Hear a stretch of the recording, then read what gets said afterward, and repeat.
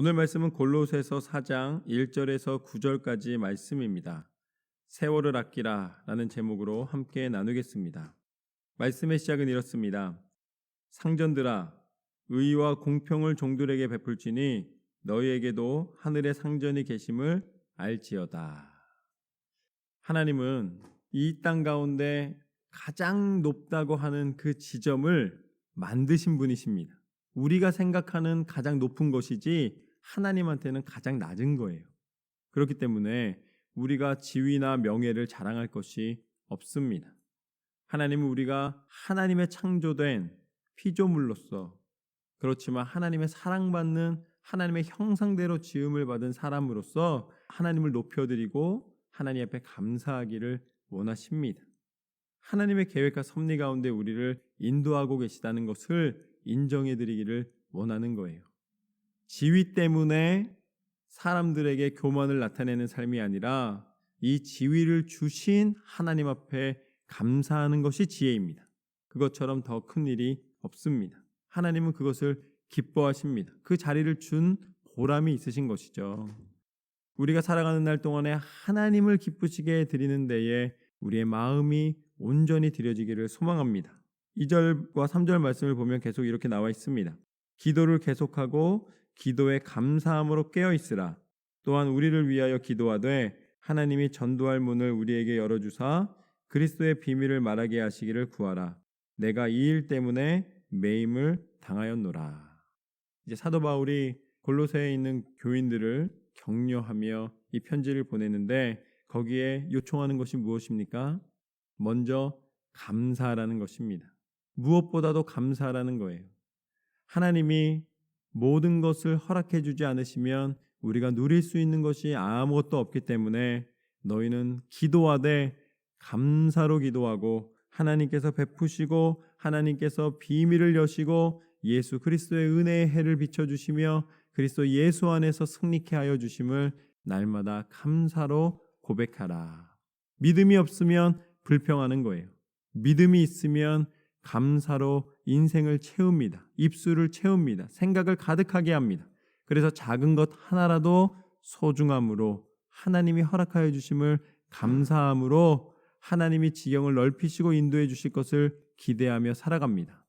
하나님이 지경을 넓히시고 인도해 주실 것을 기대하며 살아갑니다. 그것이 하나님의 섭리입니다. 날마다 감사함으로 나아가는 저와 여러분의 삶이 되시기를 소망합니다. 그래서 4절부터 6절까지 말씀을 보면 계속해서 이렇게 나와 있습니다. 그리하면 내가 마땅히 할 말로써 이 비밀을 나타내리라. 외인에게 대하여는 지혜로 행하여 세월을 아끼라. 너희 말을 항상 은혜 가운데서 소금으로 맛을 냄 같이 하라. 그리하면 각 사람에게 마땅히 대답할 것을 알리라. 결국 하나님의 지혜는 하나님으로부터 오는 것입니다. 그리고 그 지혜를 통해서 하나님은 무엇을 나타내시는가? 우리가 살아가는 인생의 의미와 가치를 알게 해주시는 거예요. 소금이 맛을 잃으면은 아무데도 쓸 수가 없습니다. 짜라고 소금을 넣는데 여전히 싱거워요. 그럼 소금을 더 많이 넣잖아요. 그래도 여전히 싱거워요. 그럼 그 소금은 버리게 됩니다. 그와 마찬가지로 우리가 하나님 뜻대로 순종하여 하나님의 지혜와 하나님의 능력을 발휘할 수 있도록 하나님께서 친히 인도해 주셨는데 우리가 하나님과 하나님의 생각과 하나님의 인도하심과 반대되는 행동을 한다면 하나님이 우리 가운데서 맛을 찾으실 수가 없는 것입니다. 우리가 하나님 안에 서면은 하나님이 우리 가운데 영적인 비밀을 알려주시고 그것을 행하게 하십니다. 그래서 오늘 사도 바울은 뭐라고 이야기합니까? 세월을 아끼라.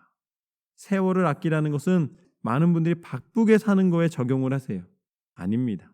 바쁘게 살라는 것이 아니에요. 행할 것을 행하라는 이야기입니다. 하나님의 시간을 버리지 말라는 거예요. 하나님의 계획하신 가운데 서 있으라는 것입니다. 순종의 길에서 벗어나지 말라는 거예요. 좌로나 우로나 치우치지 말고 하나님이 기뻐하시는 길을 걸어오라는 것입니다. 때로는 그 길이 더디게 느껴질 때도 있어요. 그렇지만 그것은 세월을 아끼는 것입니다. 왜냐하면 헛된 데 시간을 쓰지 않고 하나님이 원하시는 시간에 서 있기 때문에 우리가 생각하는 시간의 개념은 빨리입니다. 그러나 하나님이 생각하시는 시간의 개념은 온타임, 하나님의 때입니다.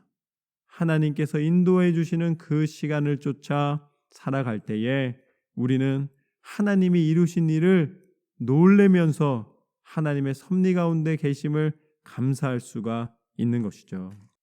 하나님이 주시는 지혜로 말미암아 하나님의 시간을 깨닫고 하나님 앞에 감사함으로 승리하는 저와 여러분의 삶이 되기를 소망합니다. 7절 말씀부터 보면 이렇습니다. 두기고가 내 사정을 다 너에게 알려주리니 그는 사랑받는 형제요 신실한 일꾼이요 주 안에서 함께 종된 자니라.